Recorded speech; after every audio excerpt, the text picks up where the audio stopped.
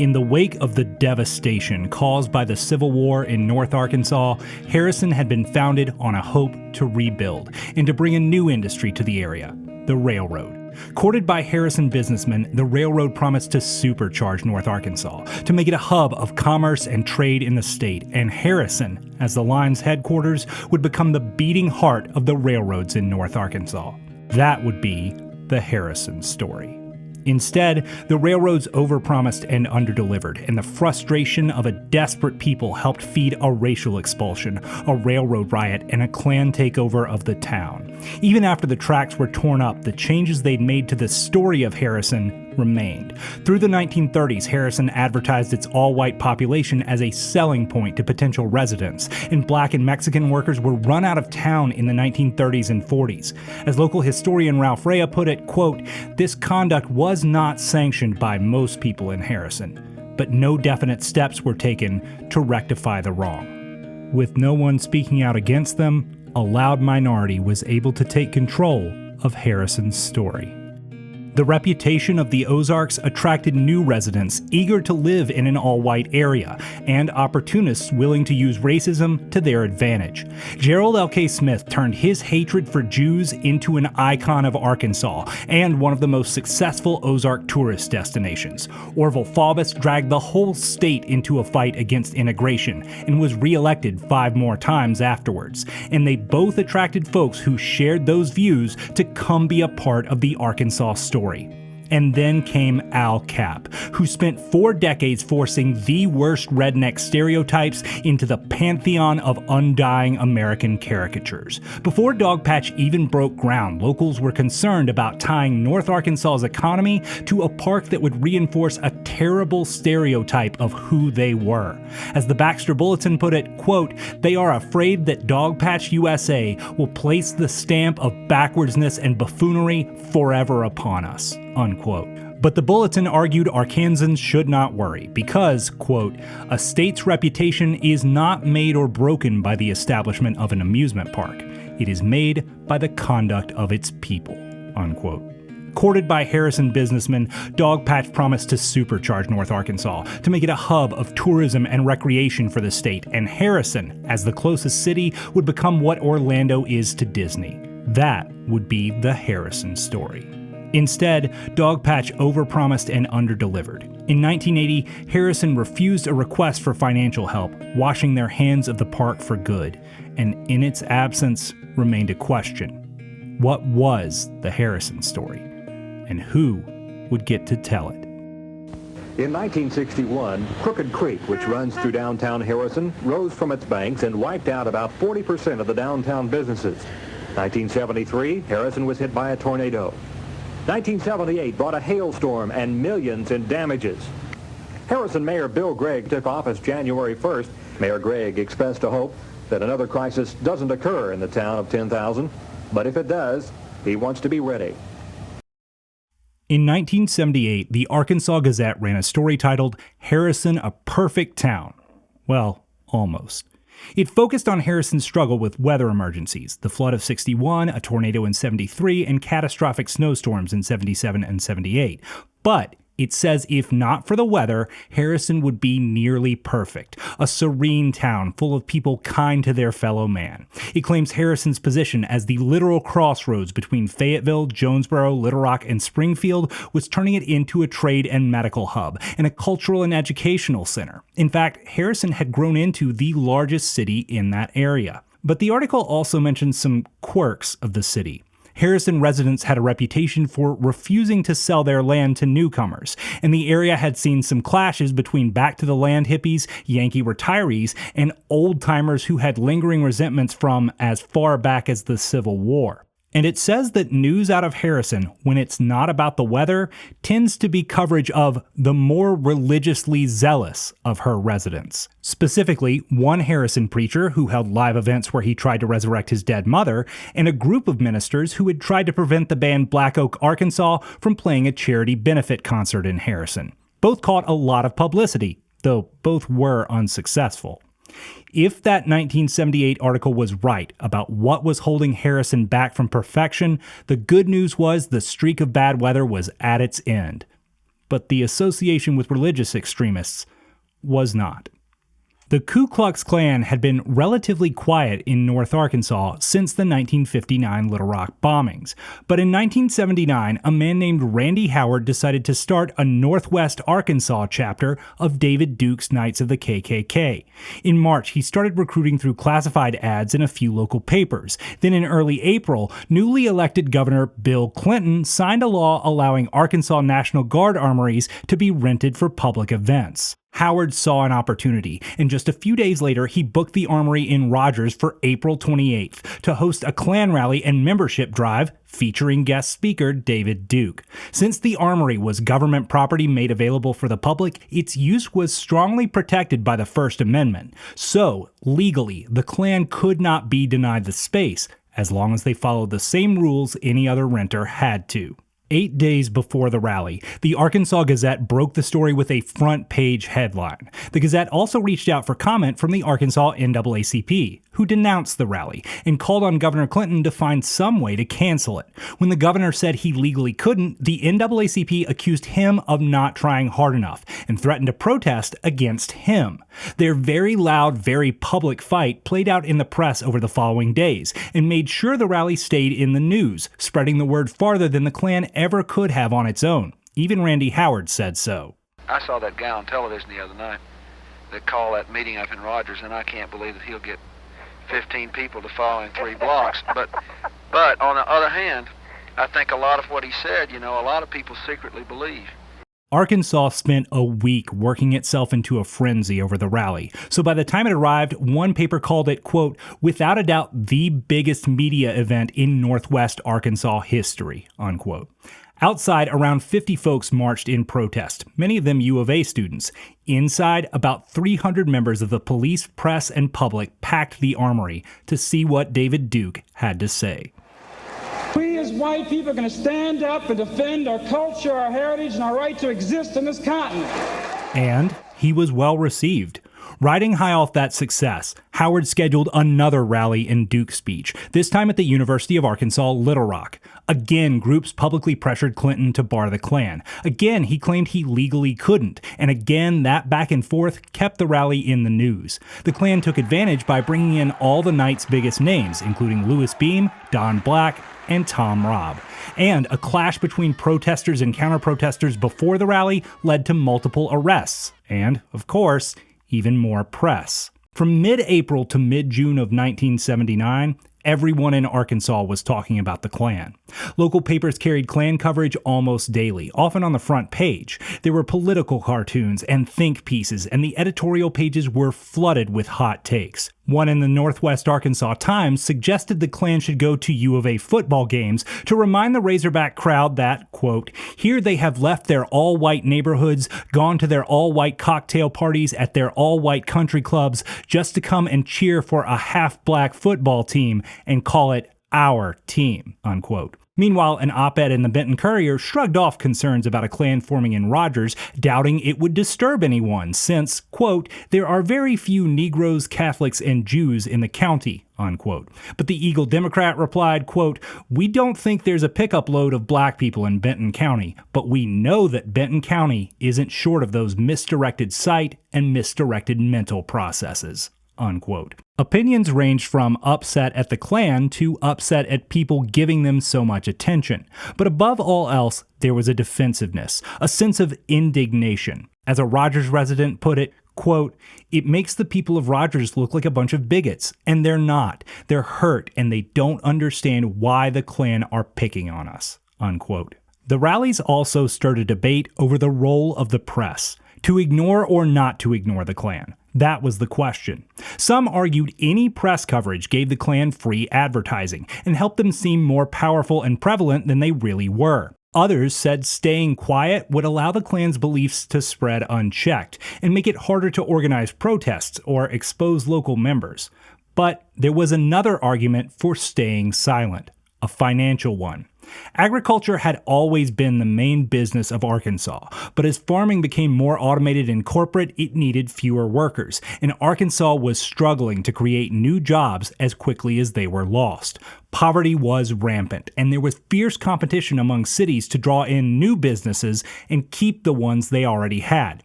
So the last thing any city wanted was to lose business over a negative reputation, the kind they might get if headlines tied them to the Klan. That made reporting on the Klan a kind of business decision. Report on rallies in your own city, and you risk hurting local businesses or scaring away your paper's sponsors. But report on the Klan in other places, and you might draw attention away from anything negative in your own neighborhood. Those fears caused some news sources to intentionally report less on Klan stories in their own backyard, but lean into coverage of rallies in other cities. Northwest Arkansas newspapers had been tipped off about the Rogers rally in advance, but they were planning not to cover it until the Little Rock-based Arkansas Gazette broke the story. Meanwhile, Little Rock papers were accused of over-covering the Rogers rally, but then getting suspiciously quiet about the one at UALR. Some reporters were even blunt about the pressure to avoid local associations. A writer for a Rogers newspaper, talking about the Rogers Armory rally, said, quote, "I wish the meeting had been in Fayetteville, then we could have really covered it," unquote. If the Arkansas Klan was making a comeback, every city in Arkansas wanted to point the blame somewhere else. And if they couldn't, better to not talk about it at all. Following the Little Rock rally, Howard tried to schedule another Duke speech 3 weeks later at Fort Smith Southside High School, but the school district just denied the reservation and were ready to go to court over it. Eventually, the rally relocated to a public park and pulled a crowd of about 300, just like in Rogers. But the press coverage, both before and after, was anemic in comparison, a few paragraphs at most. The same thing happened again a few weeks later in Texarkana. Whether a conscious decision by the Arkansas press or a sign the initial shock value had worn off, coverage of the night's events in Arkansas withered. The next year, it threatened to flare up again when Duke and Howard arranged a Klan march at Fort Chaffee amidst the Cuban refugee crisis. But instead, it was their last hurrah. A few months later, Duke quit the Knights to advance his political career, and Randy Howard, the would-be Arkansas Klan leader, faded into obscurity. Meanwhile, it took a while for Arkansas to really notice Thom Robb. He'd been living in the state and publishing white power papers from a North Arkansas address since 1971. In 1975, he caught his first bout of local press for his protest and arrest in Hot Springs, and for his White People Committee's anti-Jewish billboard. And that June, the Harrison Daily Times ran a front-page story on Robb and his publishing empire. Like so many stories would, it juxtaposed Robb's mild-mannered appearance against some of his more inflammatory quotes. But then, local coverage went quiet for a few years, while Robb focused on raising his national profile. The 1978 Almost Perfect article mentions other headline-grabbing Harrison area preachers, but not Robb.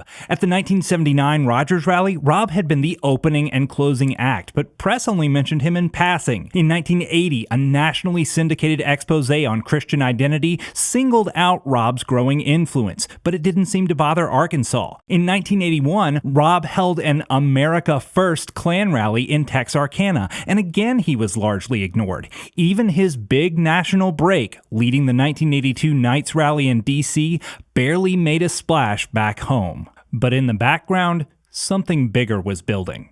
After Duke left the Klan, Robb positioned himself to take advantage of the power vacuum and to spread Christian identity within the Knights. Identity also went viral with neo-Nazis and anti-government militias like the Posse Comitatus and the CSA, spread and reinforced through mail-order cassette tapes, pamphlets, and newsletters, all available, for a modest fee, from Thom Robb at his P.O. Box in Harrison. Robb's relentless networking, publishing, and distribution brought his influence to thousands of Americans, all convinced the country was just one spark away from the cleansing fire of a race war.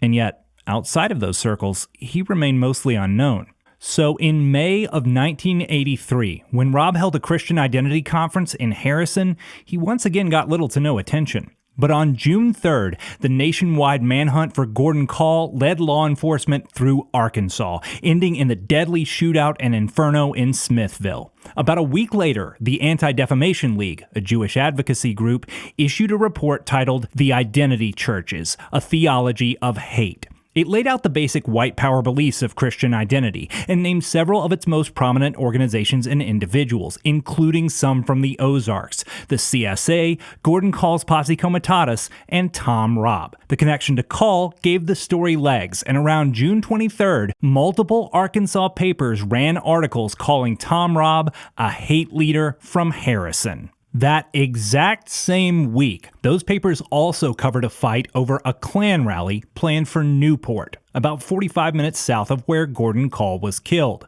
A Klansman had leased private property for the event, but the landowner said he'd been tricked into the agreement and wanted out. The Klan claimed the real reason was pressure from city officials, and while he hadn't initially been involved, Thom Robb stepped in to take control of PR, announcing the Klan would reschedule the rally, but this time apply to meet on public land. Quote, "We were going to have a private, peaceful rally, but now we'll have to be the guests of the citizens of Newport," unquote.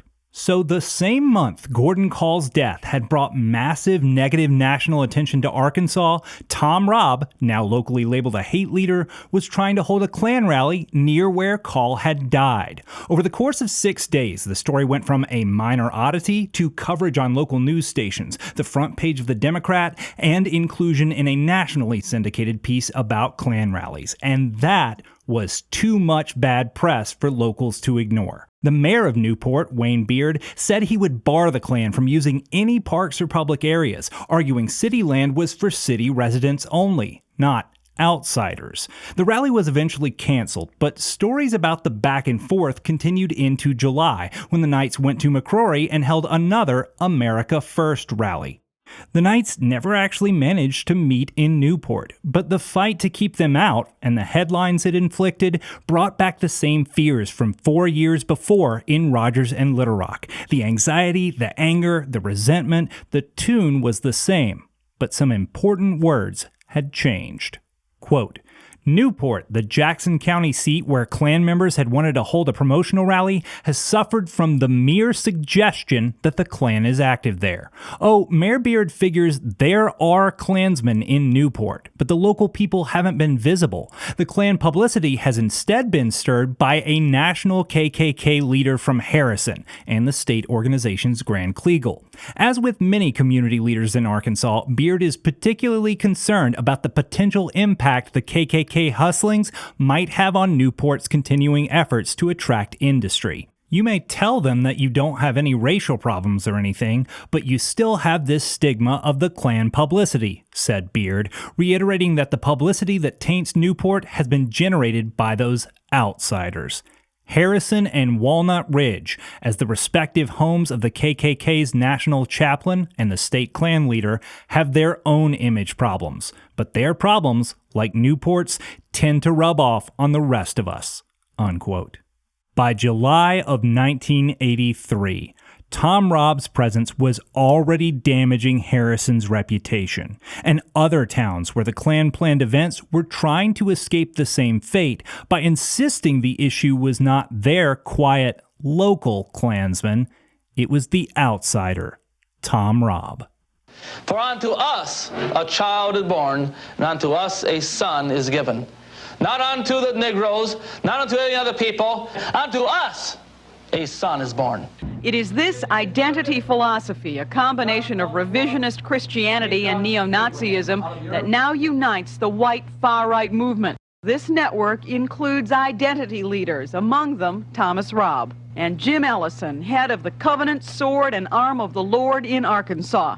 Much like Thom Robb, the Covenant Sword and Arm of the Lord and their compound on Bull Shoals Lake spent the 1970s relatively unknown by most Arkansans. Awareness grew as the CSA was covered by local news and even featured in documentaries. But following Gordon Kahl's death, and the ADL report linking the CSA to Call's Posse Comitatus, that awareness ramped up and turned into anxiety. There was a growing dread that, just like Call, the CSA was headed for a violent end. Many people we've talked with fear the covenant, the sword, and the arm of the Lord will end with death and destruction.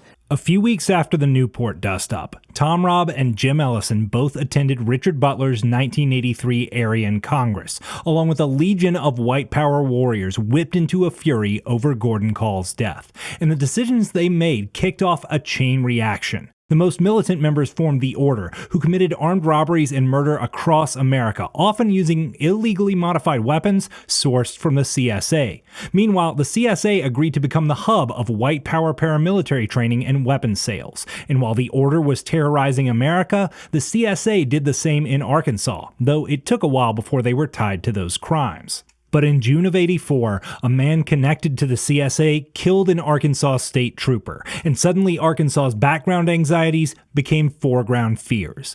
Even Governor Clinton responded, pushing legislation outlawing paramilitary training, despite objections from the CSA during a meeting in Harrison. Stories about the CSA dominated North Arkansas news for the rest of the year, and left everyone wondering, when would the confrontation finally come? CSA leaders say they've been told on several occasions that state and federal authorities plan to raid their camp. Noble says if that happens, it would be regrettable for everyone involved. On April 15, 1985, 23 members of the Order were indicted for murder, robbery, assault, arson, and counterfeiting. Many of them were already in jail, but some were hiding out at the CSA. One was arrested near Rogers, and then there was David Tate, the former print setter for Richard Butler's White Power newsletters. 2 hours after the indictment, Tate was pulled over just north of the Arkansas-Missouri border on Highway 65, the highway that runs between Harrison and Branson.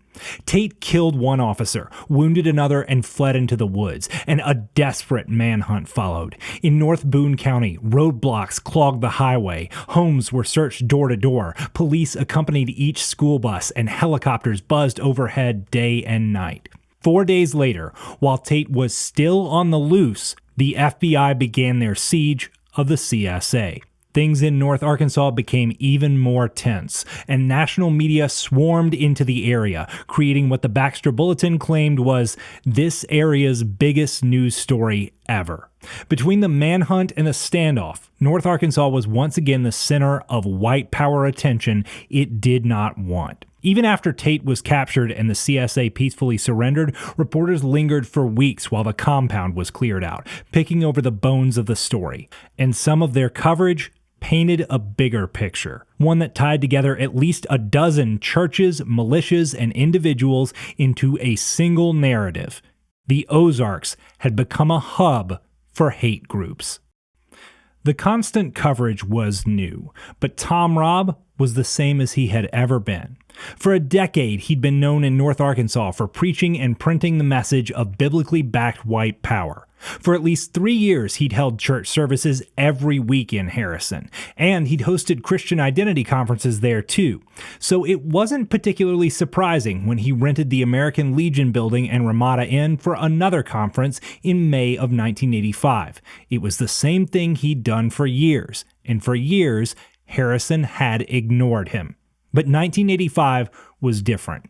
Just 1 month after the surrender of the CSA and the capture of David Tate, as North Arkansas was still catching its breath, news broke in Harrison that the conference was happening that weekend, and the featured speaker would be Richard Butler, the same Richard Butler who had become the face of violent white supremacy in America and who was closely tied to both the CSA and David Tate. And locals only had 2 days to figure out how to respond, to ignore or not to ignore the rally. That was the question. Now, in just a matter of 24 hours, we were able to gather over 100 people from Harrison, Arkansas out there to show these people that we don't agree with their philosophies. About as many people were outside protesting the conference as were inside attending. One protester said, quote, "The most unfortunate thing would be for these people to have this meeting here and there not be anyone from Harrison speaking out against them," unquote. Another said, bluntly, quote, "I just don't want Harrison to have the reputation of a town that's white supremacist," unquote. Just back off, Mr. Robb, back off. Let me just tell you something. It was Harrison's first organized resistance against that reputation. But the folks who might have had a much bigger impact made a different decision. The men running the American Legion decided not to cancel the rally in order to avoid a direct confrontation. The Harrison Chamber of Commerce said their plan was to not talk about it, for fear it might affect Memorial Day weekend tourism. And Harrison's mayor, Bill Gregg, said the city would treat the conference like any other small event. Quote, "It is no bother to us at all. They have done nothing to threaten the peace of the community," unquote.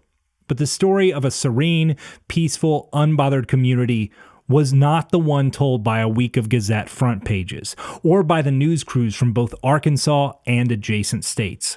It certainly wasn't the one told by the Memphis Commercial Appeal under the headline, "Town Fears White Separatists Will Deepen Racist Reputation." It begins, quote, "Harrison, residents of this all-white North Arkansas community say the last time a black man moved into town, he was found hanging from a local bridge," unquote. But most importantly, it wasn't the story told by the national media. For the first time, the story America heard about Harrison was the one told by Thom Robb. Call them neo-Nazis, call them Klansmen, call them tax rebels or constitutionalists or religious patriots. They're all part of a sudden resurgence of the extreme right, and now many of them are linked by something called the identity movement. Here in the little town of Harrison, the identity movement celebrated Memorial Day weekend as a memorial to hate. While Thom Robb was shaping the story of Harrison's present, others were busy retelling its past and had been at it for decades. In the early 1900s, groups like the United Daughters of the Confederacy and the Sons of Confederate Veterans had tried to rewrite the story of the Civil War, in part through funding hundreds of heroic monuments. The UDC had also pushed the Lost Cause narrative into history textbooks, which were taught in Arkansas schools as late as the 1960s. Those books claimed that slave owners were mostly kind to their property, that the Civil War had not been about slavery, and that the Klan had only been formed to, quote, "scare the Negroes and carpetbaggers into being good," unquote. These claims are false and easily disproved by first-hand accounts and documentation, including the list of 6 grievances the Arkansas Secession Convention gave to justify seceding. 5 of them are about slavery. The 6th is about blacks being allowed to vote. But the average Arkansan only knew what they'd learned in school or been taught by parents raised on those same texts, and it showed. During the debates over the 1979 Klan rallies, some of the op-eds echoed those Lost Cause talking points, like one claiming the Klan had been formed, quote, "to combat the brutal treatment of white Southerners by carpetbaggers and scalawags and the blacks they placed in authority," unquote. Another called the Klan a necessary extreme reaction against an invasion of carpetbaggers and against black voters ruining the states. While their influence lived on, membership in those Lost Cause groups dried up around the time the last Civil War veterans died. But in 1983, a group of Harrison men formed a new Sons of Confederate Veterans camp and named it after Confederate General J.O. Shelby, who had refused to surrender after the end of the war. The group was headed by Troy Massey, who said part of their purpose was to remind people, quote, "the real cause of the war was the constitutional right of whether a state could secede from the Union. It's nothing to be ashamed of to be a descendant of those old soldiers who fought for the defense of their homeland against the invasion of Northern troops, not over slave labor," unquote. But the Harrison SCV faced 2 problems: the Klan and the CSA. The Klan had been started by Confederate veterans and had used the Confederate flag as one of its primary symbols for decades, and the Covenant Sword and Arm of the Lord had purposely chosen a name with the same initials as the Confederate States of America because they also wanted to throw off the U.S. government and form a white-ruled country. After the 1985 raid and Robb's conference, the 2 groups were big news in Arkansas. So, thanks to their Confederate flags and their CSA belt buckles, the Harrison SCV kept getting confused for the cult or the Klan, and they were very unhappy about it. But They had a plan to procure some positive publicity, a brand new Confederate monument. And unlike other memorials they were sponsoring, which were going into cemeteries, they wanted this one to go right in the Harrison Town Square. They'd already started fundraising when they stumbled onto a way to bring it even more attention, the sesquicentennial. Arkansas was celebrating 150 years of statehood, and the Sesquicentennial Commission was happy to promote any history-related activities. So on April 6, 1986, the Boone County Confederate Memorial became the newest addition to the Harrison Town Square, a towering double-sided stone slab adorned with the official Arkansas Sesquicentennial logo and paired with a flagpole and Confederate flag. While the text of the memorial does eulogize fallen Confederates, it also plays heavily into the lost cause narrative. The inscription says the monument, quote, perpetuates the memory of those who have glorified a fallen cause, and let their virtues plead for just judgment of the case in which they perished, unquote. History was being rewritten, and not just in regards to the lost cause. The story of Harrison was shifting. Boone County did not exist until after the Civil War, and neither did the town of Harrison until it was designed by and named for Colonel Marcus LaRue Harrison, who had led Northwest Arkansas Unionists as they recaptured and defended their Ozark homes. The town's founder was a former Union captain who intentionally courted other Unionists to move in. Harrison had been so strongly pro-Union that Confederate sympathizers had tried to block it from becoming the Boone County seat, calling it a carpetbagger's town. And yet, the Boone County Confederate Memorial had been erected in the Harrison Town Square. Meanwhile, there was no similar monument nearby for Colonel Harrison or any of the North Arkansans who had died for the Union. The closest thing may have been a few miles south, at Dogpatch, where the statue of J.T. Cornpone had stood in mockery of the lost cause and Confederate monuments for nearly 20 years. But the Confederate Memorial wasn't the only way Harrison celebrated Arkansas's 150th birthday. On the 4th of July, the Harrison Daily Times released a special 150-page paper full of photos donated by the community, reprinted articles from the past, and new nostalgia-heavy pieces about Harrison and the surrounding towns. It retold some of the fundamental pieces of the area's history, from before Arkansas was even a state, all the way up to the CSA compound raid from just a year before.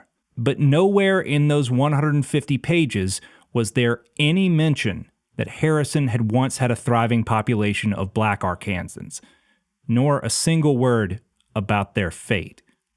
The next year, just a few blocks from the new Confederate monument, the old Harrison High School building was leased to the local Historic Society to be turned into a history museum, or rather, a heritage museum.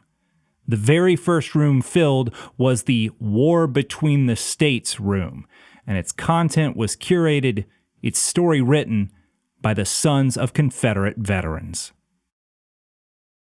Between the 1983 fight with Newport and the 1985 Harrison Identity Conference, Robb had developed a reputation in North Arkansas for bringing in negative press. Towns got nervous if they heard Robb was coming to visit, and some of them were willing to push back. So it's no surprise that in 1986, when Robb tried to organize a Christian identity rally in Marshall, local backlash was so strong it never happened. What was surprising was how it was reported on. At the time, most Arkansas news outlets didn't say a word about it, but almost a year later, the Memphis Commercial Appeal turned it into a syndicated front-page feature. Quote, on the surface, it seemed a simple, clear-cut story, the little town that kept the white supremacists out. Ask why Marshall, Arkansas closed its doors to a Christian identity conference, however, and the story becomes less heroic. Some residents said fear of media attention provoked people to pressure the church to cancel. Others were indignant because foreigners would come in. Few, however, expressed much dismay about the content of the conference. We've never had the Klan or blacks in this county. We wouldn't tolerate neither one. Searcy County dispatcher Ben Boyd chimed in to scattered laughter from the other men. Unquote. And that's the point of the piece. Multiple folks from Marshall expressed their own racial views and said their friends and family members belonged to identity churches and had invited the conference in. For them, the problem with the conference was not the white power message. It was the foreigners and the unwanted attention Thom Robb might bring. And those opinions didn't come from just anybody. They came from Searcy County law enforcement and dispatchers, from the owner of the Marshall Mountain Wave newspaper, and from the mayor of Marshall, from people in power in North Arkansas. Some syndicated versions of the story only included the canceled rally and the conversation at the sheriff's department. They left off the final piece of the story. A post-interview photo op with Thom Robb. Quote, Thom Robb, the National Klan chaplain, wanted his picture taken in front of the Confederate War Memorial at the courthouse in Harrison. Never mind that his relatives fought on the other side. The memorial appealed to him. As he pointed out some details in the stone, a car slowly circled the town square and then stopped. A young man in sweatpants and a football jersey approached, his manner menacing. "You're Thom Robb, aren't you? I don't want you taking your picture in front of this." The man identified himself as a member of the Sons of Confederate Veterans. He began a short, rambling discourse about how the Klan had abandoned its original purpose and how much trouble it has caused his organization since. "I agree with you people up to a point. I know you're trying to do things for white people," the young man said. "To be truthful, I guess a lot of folks come here to live away from blacks. But you take up the Confederate flag and the blacks and the Jews and the Catholics see it, then when we do it, they say, 'Oh, you're the Klan.'" Robb, smiling, watched the man drive away. "Did you hear what he said about people moving here to get away from blacks? I told you we had a lot of support out there." Unquote. By 1987, people in North Arkansas, in Marshall and in Harrison, acknowledged that the Arkansas Ozarks was attracting both loud white supremacist leaders and people looking for a quiet, peaceful life away from blacks. The loud ones were labeled foreigners and outsiders, pariahs no one wanted to be associated with. But the ones who believed the same things quietly, they just became neighbors. Talk to me a little bit about Harrison. Why did you come to Harrison? Why did I come to Harrison?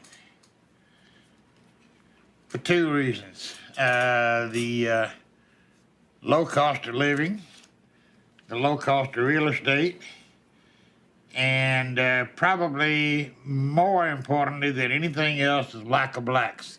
I can give you probably 200 names of people who have retired here, and they tell me that the reason they chose to retire in Harrison was the exact same reason I did. 2 months after the commercial appeal story, many of Robb's white power associates were charged with seditious conspiracy to be tried in Arkansas. Robb's connections to the trial put him back in the news, and also made the elders of his church nervous. They'd already been kicked out of the Harrison American Legion after the press around the 1985 conference, and they did not want to lose another venue or attract more attention. So instead, in May of 1987, they split with Robb, and he and his followers began meeting at Robb's house in an unincorporated part of Boone County about 15 miles outside Harrison. It's technically closer to a place called Zinc, but Zinc is a town, not a city, and struggles to keep a population above 100. The roads in Zinc are not paved, and it relies on Harrison for its essential services. The U.S. Postal Service does not even recognize Zinc, so Robb's house has a Harrison address. But after the move, reporters would often attribute stories about Robb to Zinc instead of Harrison, and Harrison was in absolutely no hurry to correct them. But the loss of his old church did not slow Robb's momentum. He knew that in 1988, for the third time in 6 years, national news would descend on Arkansas for a white power story. With Call and the CSA, Robb had accidentally benefited from the timing, but this time he had months in advance to plan exactly how to take advantage. In the 3 weeks leading up to the Fort Smith sedition trial, he staged a whirlwind tour of 15 nearby cities, railing against the charges. He also preached his usual messages against race mixing and in favor of white power, plus some new talking points like calling AIDS a blessing from God. Do you think our forefathers stood for queers? Do you think George Washington was a faggot? It was the most concentrated effort Robb had ever put into Arkansas, and with each stop, more Arkansans were introduced to their neighbor, Thom Robb, the Klan chaplain from Harrison. The crowd was not receptive to the Klan's message. Bullshit! Bullshit! Bullshit! It's the same type of reception you always get when you have bigots, who are not willing to listen to free speech. In Clarksville, he was drowned out by university students. In Mansfield, he had eggs thrown at him. In Alma, after their PA speakers failed, Robb's group was forced to leave, but protesters surrounded their vehicles, blocking them in. When asked to intervene, local police said, quote, "The Klan found their way into Alma. Let them find their way out," unquote. The deeper implication is clear. The Klan was not visible in these cities before Thom Robb showed up, so Thom Robb is not their problem. The same implication was made in multiple cities by locals whose signs and chants told the Klan to go home.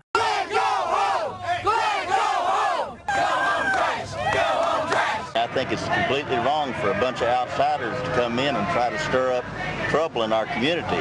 It was an echo of the story Newport and Marshall had told, laying blame on the foreigner, the loud outsider stirring up trouble in their otherwise peaceful, friendly towns. But that was not the only response. The races should mix with your own races. They're anti-mixing. I agree with that 100%. I love my race and my nation, and I want it preserved, and I don't want the freedoms taken away from my people. A white Aryan American and proud of it! The white race is being murdered out.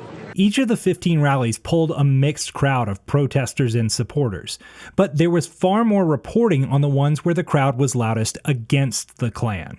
That painted Robb as an isolated anomaly, rather than the loudest symptom of the underlying issues. And cities were happy for the opportunity to deflect any blame by implying there was only one racist problem in Arkansas, and he came from Harrison. Thomas Garrett, writing for the Mountain Home-based Baxter Bulletin, put in print the Mountain Home version of what many Arkansans were likely thinking.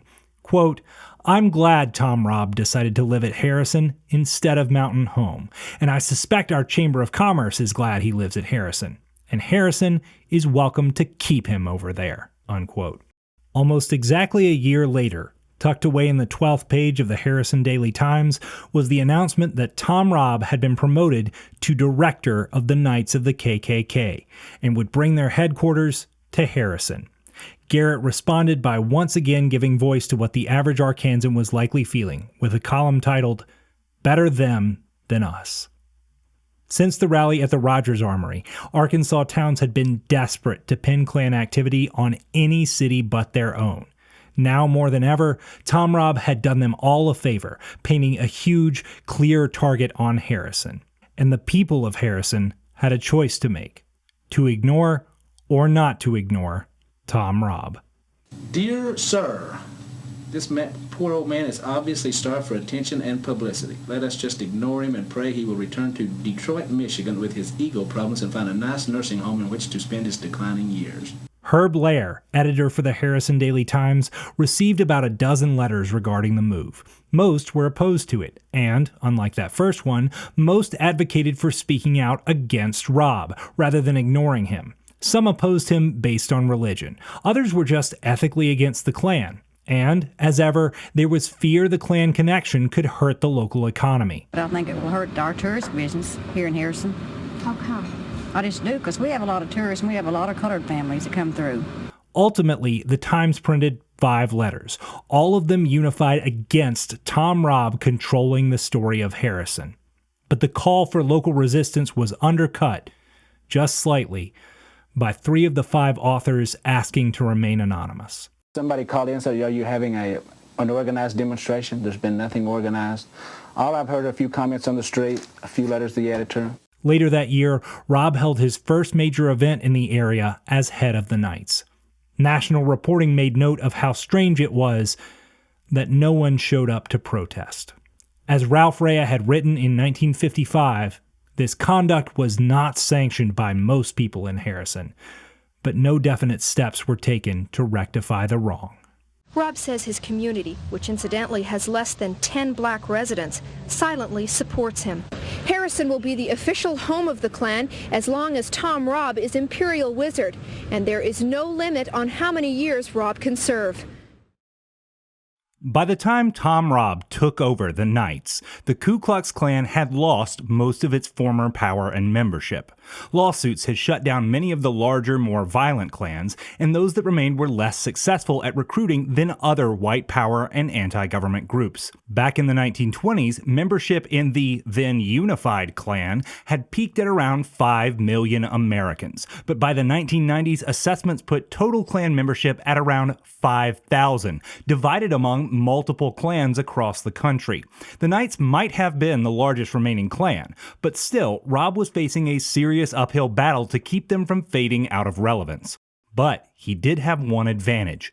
Nearly every American had heard of the Klan, but most did not know how weak the group had become, or that it was split into a bunch of unrelated infighting branches. Nor did they know the Knights were trying to be the kinder, gentler Klan, at least by comparison. For most folks, the letters KKK conjured visions of lynchings, of beating freedom riders, of burning crosses in front yards. So the name still carried plenty of shock value and generated free press, and Robb knew exactly how to use that to his advantage. In his first year as leader, he caught attention for launching a Knights Crush Crack Cocaine program and for holding a rally on MLK Day in honor of King's assassin. They were the same kinds of purposely provocative things he'd done for decades, but now they weren't the actions of a Klan chaplain or some fringe identity preacher from Arkansas. They were the actions of the national director of the Knights of the Ku Klux Klan.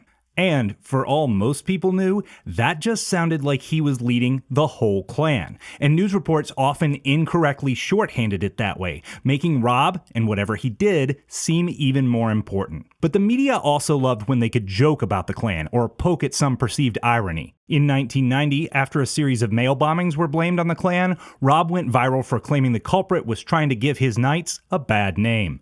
And every few months there was a news story about how wacky it was for Robb to try and make the Klan more media-friendly. Under the leadership of Grand Wizard Thom Robb, the Knights of the Ku Klux Klan are working to clean up the Klan's image. Is this the image that you want for the Klan?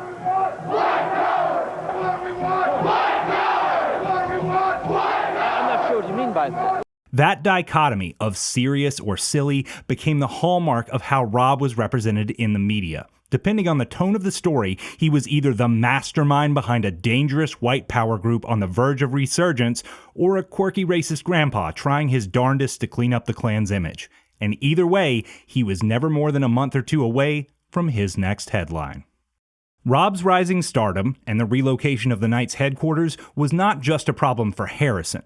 All of Arkansas heard about it, and, just like they had for the past decade, worried about the reputational harm of being associated with the Klan. As the Gazette said, quote, "This means we fear that the periodic news stories about Klan activity will appear under a Harrison, Arkansas dateline," unquote. But it also offered a glimpse of optimism that maybe Robb would be too busy with Klan duties elsewhere to stir up trouble locally. And Robb did spend a lot of 1990 in England, Arkansas, where a fight between black and white students gave him the opportunity to jump into the middle of another media circus. And in May of '91, he led a protest against the Fort Smith School Board after they banned the Confederate flag from official use at Southside High. Those both made local news, but neither broke through nationally. But in June of '91, Robb announced he'd bought 40 acres of land near his home and had begun building cabins and other camp amenities, both to serve as the Knights' headquarters and in preparation for a summit that October, the Klan Congress. In just a few months, this land will become the national headquarters for the Knights of the Ku Klux Klan. Will Klan rallies and burning crosses become a common sight in Northwest Arkansas? Find out in a special report Monday on Channel 7 News at 6. Local coverage of the new construction started in June, but within weeks it exploded into multiple syndicated stories and an article in Newsweek titled "Coming Soon, Club KKK." Reactions from Arkansans were largely negative, including Governor Clinton, who said, quote, "They have a constitutional right to locate wherever they want, but I'm really sorry they picked our state," unquote. And some folks from Harrison said the same thing. But that was not the tone from Bill Gregg, the mayor of Harrison. He had been mayor in 1983 when the ADL report sparked statewide headlines of Thom Robb, hate leader from Harrison. He had been mayor in 1985 when he predicted Robb's rally with Richard Butler would be no bother at all. He had been mayor for almost a decade of Robb slowly taking control of Harrison's story. So if anyone should have known what Robb stood for and the fear and frustration he'd already caused the community, it should have been Mayor Gregg.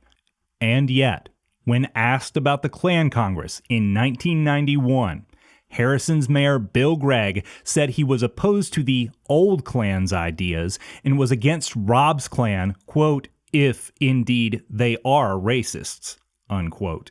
And in regards to Robb himself, the mayor said, quote, he's been a good citizen because he certainly hasn't caused anybody any trouble.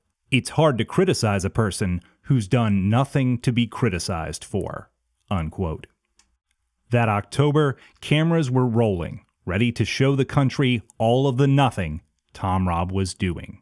Reporters were given limited access to the site, but were allowed to question media-conscious National Director Thom Robb. The Klan plans to construct dormitories, offices, and classrooms here. Officials hope to soon offer Klan lessons on public relations and handling the media. Robb says, quote, Louisiana gave us one David Duke. We will give the country thousands like him.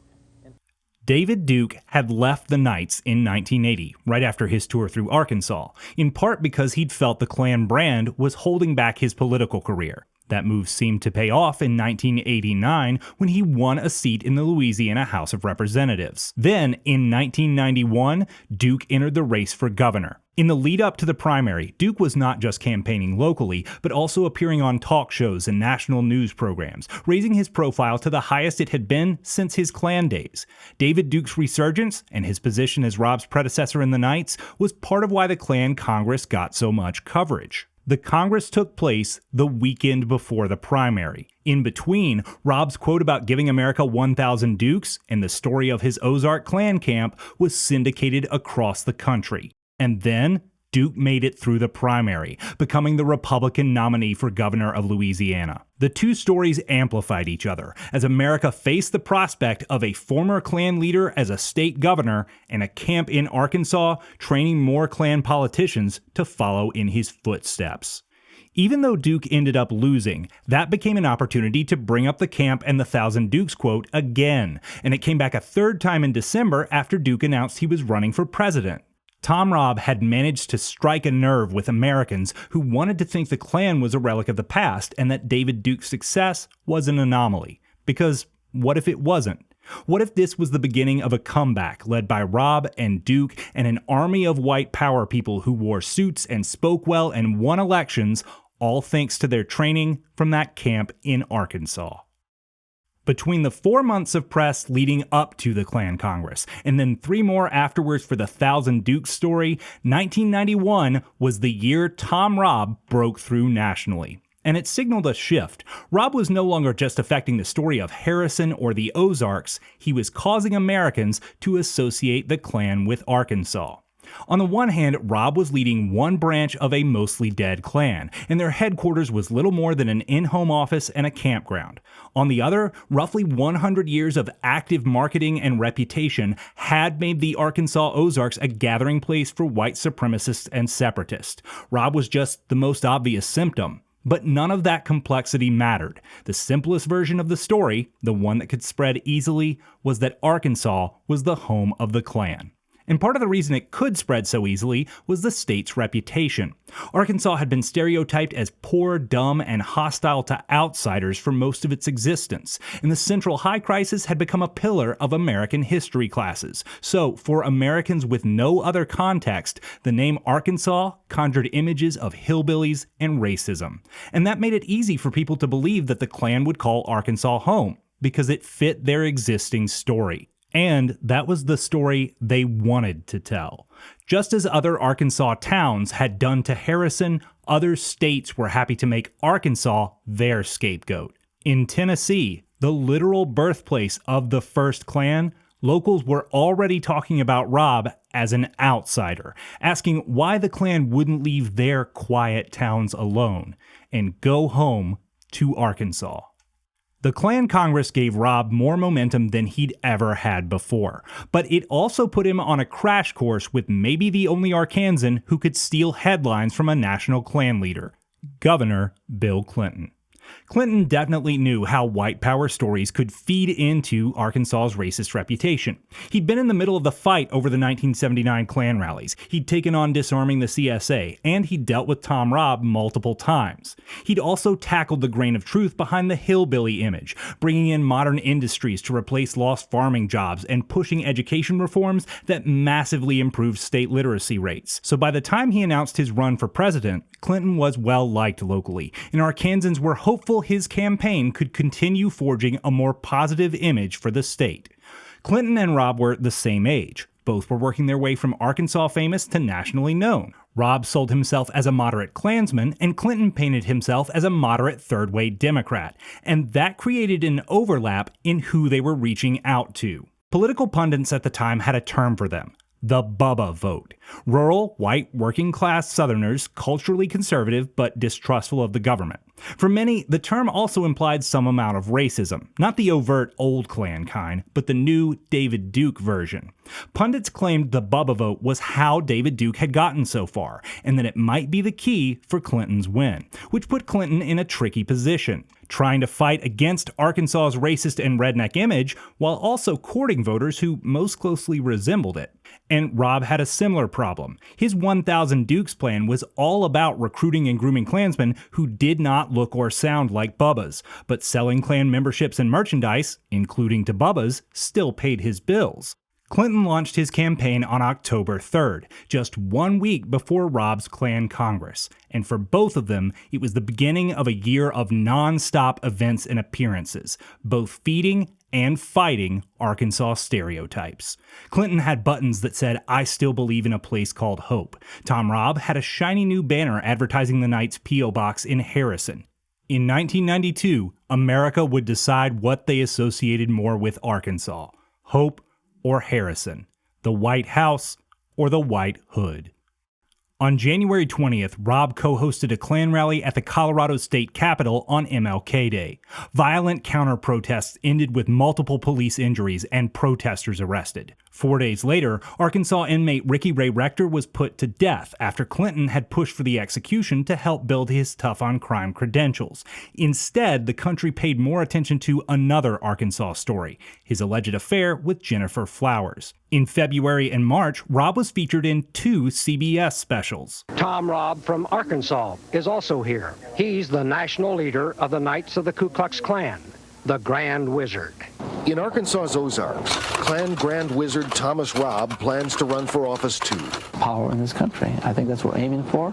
On March 2nd, Clinton gave a tough-on-crime speech and photo op at a youth prison in Stone Mountain, Georgia, the town where the Klan had been reborn in 1915 and home to the largest Confederate monument in the world. Clinton's opponents accused him of intentionally signaling to white voters, quote, "We have them under control, folks. Don't worry." Unquote. On March 8th, the Whitewater scandal broke, tying the Clintons and other Arkansas politicians to a shady failed real estate deal. And a few days later, Clinton was called out for regularly playing golf at the all-white country club of Little Rock, which had been accused of intentionally blocking black membership. In response, on March 26th, the LA Times claimed Clinton's path to the presidency was muddied by scandals from Arkansas, a third world state, a small, backward southern place where mind-numbing, mostly rural poverty was the norm.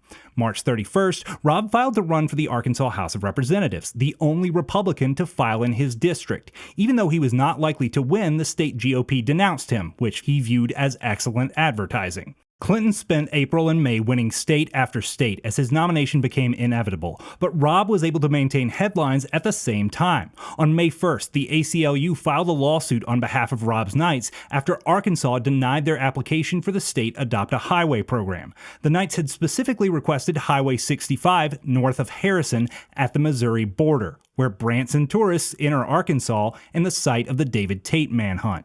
And in late May, Robb stayed in the news thanks to a series of contentious Klan rallies, including one in Dubuque that turned violent. 5 days later, Clinton played saxophone on the Arsenio Hall show, presenting himself as cultured, clever, and comfortable in a predominantly black space, trying to break multiple Arkansas stereotypes at once. 9 days after that, Robb went on Geraldo to present his image of Arkansas. People should be hired in this country according to their ability, not because of the color of their skin. What about Martin Luther King Day? We feel sorry for them. And a lot of people feel that way, and they're going to write to us at Post Office Box 22, They keep talking about heritage. Harrison, Arkansas. You gave your address 6 times. Harrison, Arkansas. Harrison, Arkansas. If you really are nice people, Thomas, why don't you just...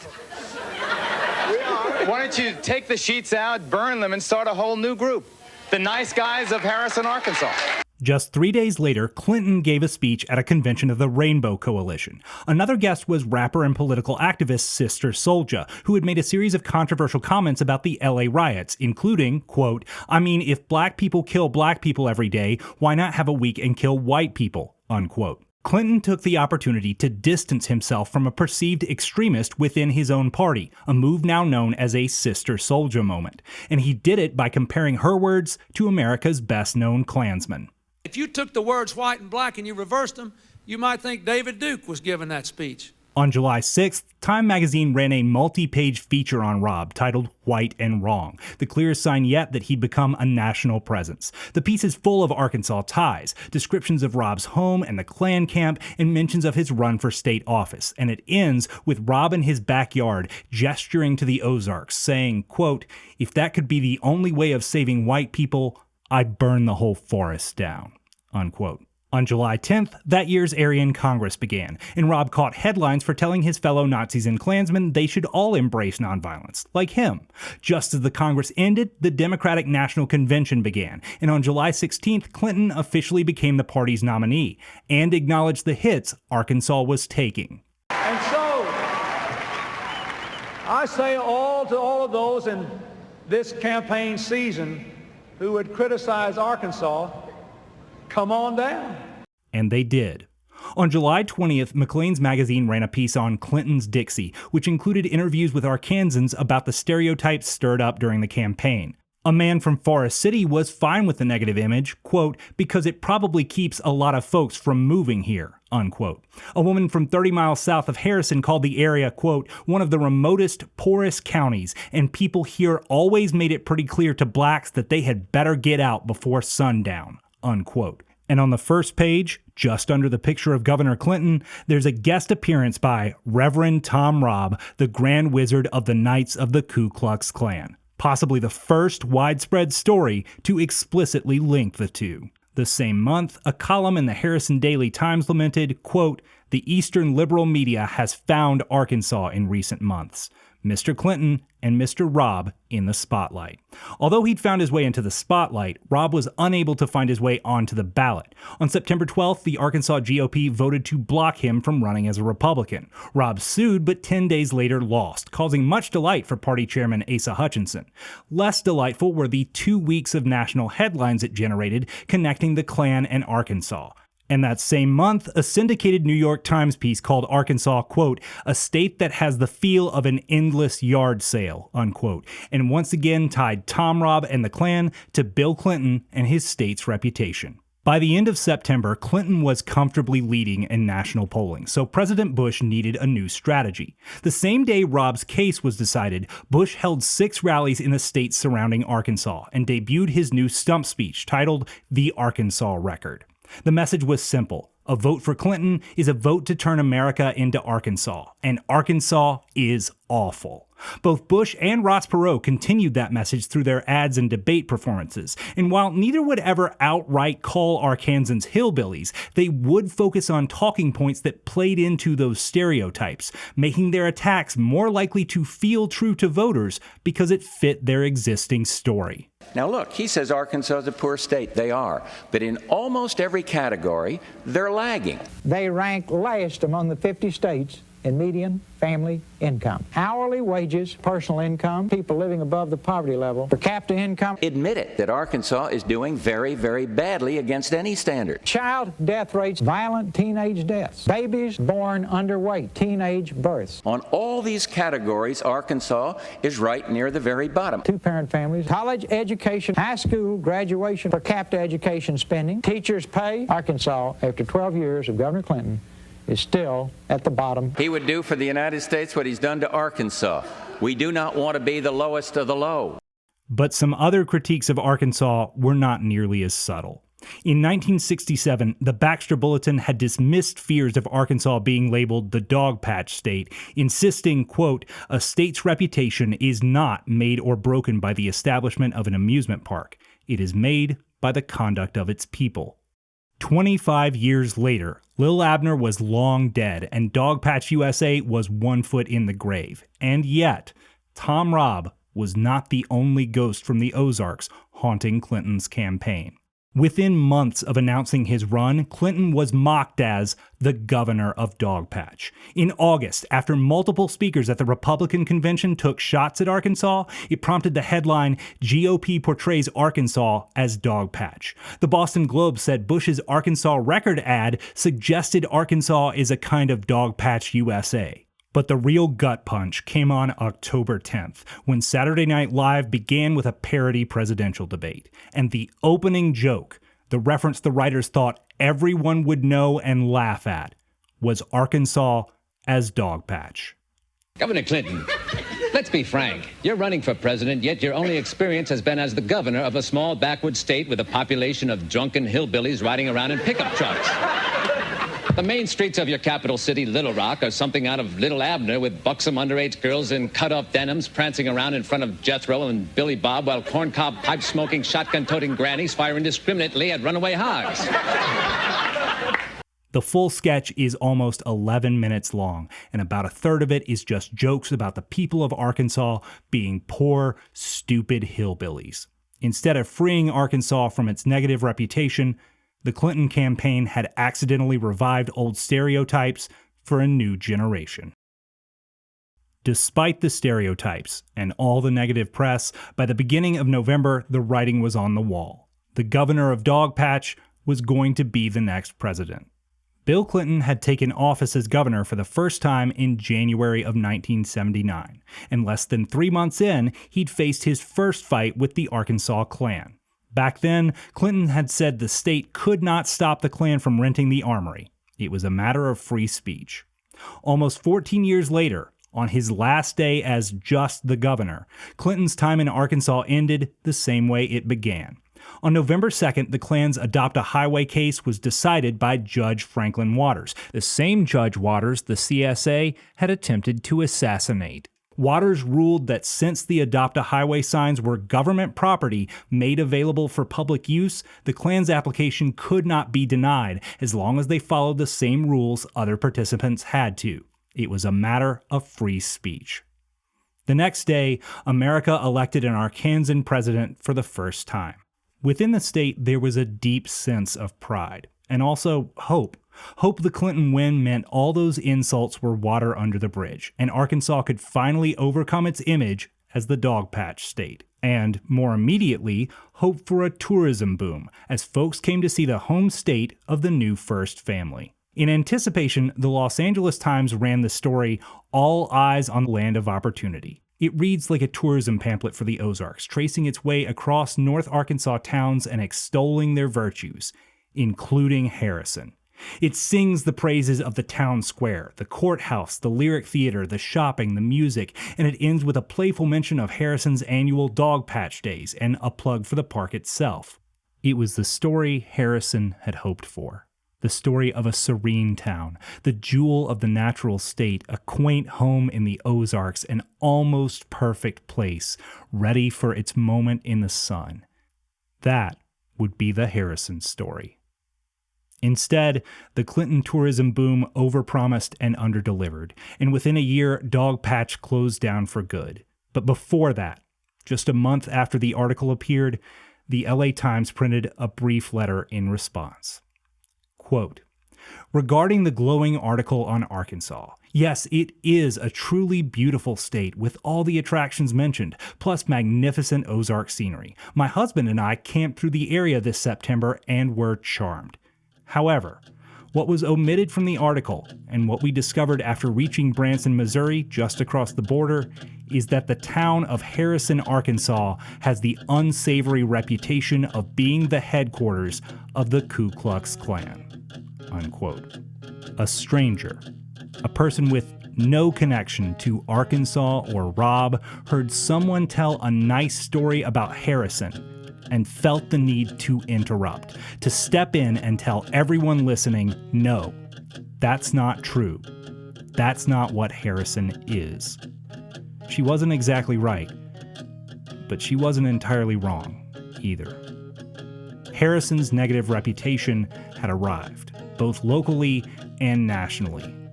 Now the question was, how far would it spread? Could Harrison ever control its own story again? And who will you listen to? Harrison, Arkansas. In northern Arkansas. Harrison, Arkansas. Harrison in Arkansas. Harrison, Arkansas. A small town you probably never heard of. Harrison in northern Arkansas. Harrison, Arkansas. Harrison in Arkansas. Harrison, Arkansas. According to three-term Mayor Bill Gregg, having the KKK in Boone County has not had much impact on the community.